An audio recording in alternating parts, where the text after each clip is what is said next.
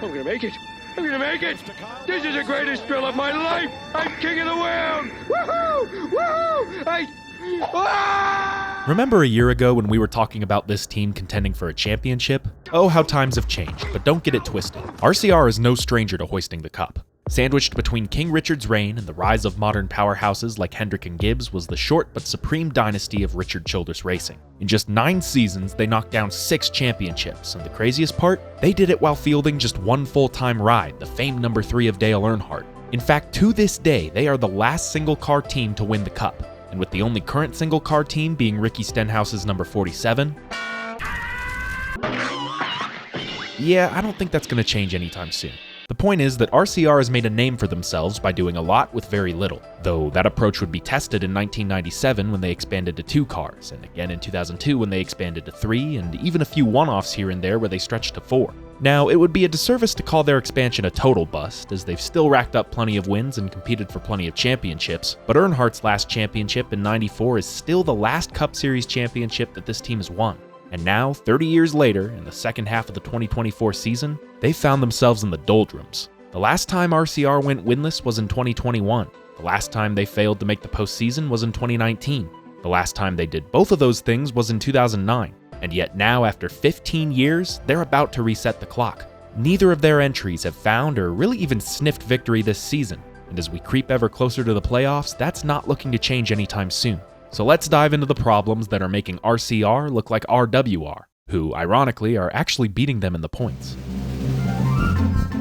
I'd like to ask you a question, and I'll give you a moment to think about it. Who are the longest tenured drivers in the Cup Series today? As in, which stars have not only earned a spot on their team, but kept it for an extensive period of time? Well, of course there's Denny Hamlin, who first met Joe Gibbs in 1992 and signed with him in 2004. And while he hasn't produced any championships in his now 19-year run, he has amassed an otherworldly 54 victories, the 4th most of any driver in that time span. Then there's Joey Logano, who first signed with Team Penske in 2013. His wins column isn't quite as impressive, just 30, nothing to write home about, but he has become the captain's first multi-time champion, winning the 2018 and 2022 Cup Series championships. Without question, that is a pair of Hall of Fame resumes, and will likely get even bigger before their careers are up. And then there's Austin Dillon. He's won 4 races. Why are you still here? Now, I'll still give him his flowers. He is a Truck and Xfinity Series champion. He earned his way to the big time. And within those 4 wins are a Daytona 500 and a Coca-Cola 600, marquee events reserved only for true talent. But that's all the praise I'll give him, because why Austin freaking Dillon gets to be the 3rd longest tenured driver in NASCAR is beyond me. Just looking past him on the list, you'll find Chase Elliott, Cup Series champion. You'll find Ryan Blaney, Cup Series champion. You'll find William Byron, future Cup Series champion. And you'll find Alex Bowman.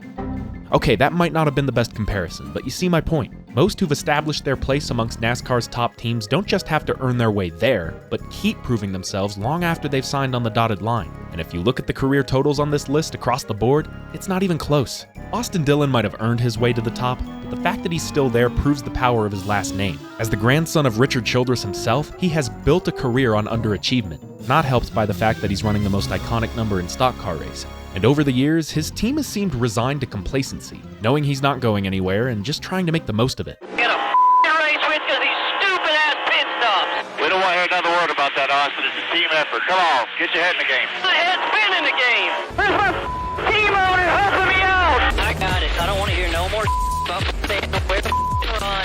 I got one way to do it, and that's my way. I did it my Now, at least up to this point, he's won a few races and made the playoffs a few times, even making the 2nd round in his junior year. But now he can't even claim himself as mid.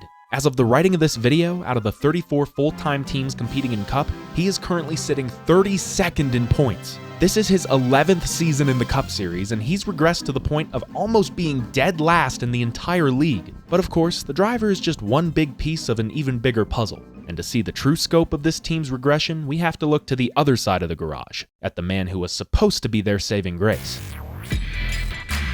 When he first made his blockbuster move to the man who once put him in a headlock, people noticed a reinvigorated Kyle Busch. After a nightmarish final year with Joe Gibbs, he was winning races right off the bat and basically carrying RCR all throughout the 2023 season. Heading into the playoffs, many people expected him to make the championship or at least the third round, but after back-to-back duds at Texas and Dega, a third-place showing at the Roval couldn't save him from a second-round defeat, followed up by more struggles in the final few races that, unfortunately, would foreshadow his entire 2024 campaign thus far.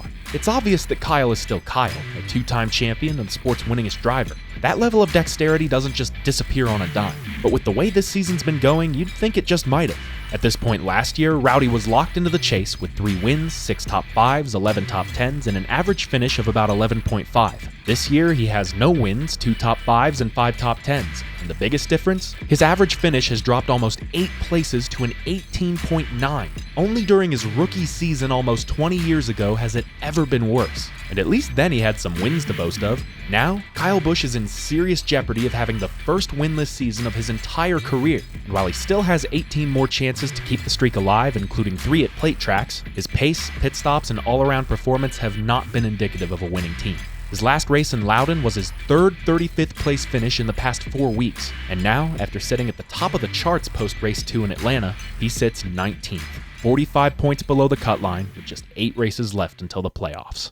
So, we've got a generational superstar having the worst year of his career, and the incumbent of the most iconic stock car in the world sitting damn near last in the points. Safe to say, things are not going to plan for RCR. But what does it mean for the future? Well, first off, it's obvious to anyone with eyes that the Austin Dillon experiment hasn't worked. He's collected his fair share, but is ultimately wasting a ride that could be doing much better, and there's really only one way to find out: send him packing, or at least reassign him to an executive role. Just like his grandfather, he might find more success behind a desk than behind the wheel. I mean, Andy Petrie just left. To hell with it, maybe he can be their new competition director. It's a harsh reality for any race car driver to accept. Just ask Grandpa. But for the good of the family company, it might be time for Austin to park the number 3 for good. As for Little Shrub, it's been a rough couple of years, but I have to hope he's still got a few left, because even a past his prime Kyle Busch can blitz 80% of the field. He just hasn't been getting what he's needed from his team: good cars, sensible strategy, or even halfway decent pit stops. And all of that boils down to their personnel, and that's also where most of our purviews end. Hopefully, while they still have the best driver in the league on their payroll, RCR will take a good hard look at their shop before it's too late. Because make no mistake, when Kyle retires, it will mark the end of an era, one that I and many others grew up with. But I am being pretty optimistic. I mean, most drivers retire in their 40s, and Kyle Busch is pushing it. He's not going to be around forever, and just like Kevin Harvick at Stewart-Haas, I fear that his departure would plunge RCR into a tailspin, doomed to suffer a similar, or God forbid, the same fate. But unlike Stewart-Haas, Childress actually has some serious potential waiting in the wings. No, I'm not talking about Austin Hill, who, as Kyle Busch puts it, but his teammate, a fresh-faced rookie currently making an enormous splash in his first NASCAR season. At the halfway mark of 2024, just 16 races into his Xfinity Series career, Jesse Love has already compiled his first win, 3 pole awards, 3 top 5s, 7 top 10s, and currently sits 7th in the points ahead of names like AJ Allmendinger and Sam Mayer. And the craziest part? He's only 19 years old, still a year and a half away from being able to drink the champagne they spray on him in Victory Lane. Back in 2020, I had the privilege of watching him lay waste to the ARCA Series West at Colorado National Speedway by leading 144 laps of 153 while he was just 15 years old. That year, he would also collect his first championship and then get another one and another one. Seriously, the only reason this guy was kept in ARCA for so long is that he wasn't even old enough to run on the big tracks. And now he is, and he's doing one hell of a job. My only concern is that, like most ARCA drivers these days, he might have a case of the Ty Gibbs complex, where it's his track and everyone else is just racing on it. But if he keeps doing what he's been doing at the Xfinity level, I don't think it'll be a problem. He might just be another rich kid, but given time, he could also be the real deal. If the first half is any indication, he could have a genuine shot at this year's Xfinity title, which is why, if they want any semblance of future success, RCR should continue to invest in his development.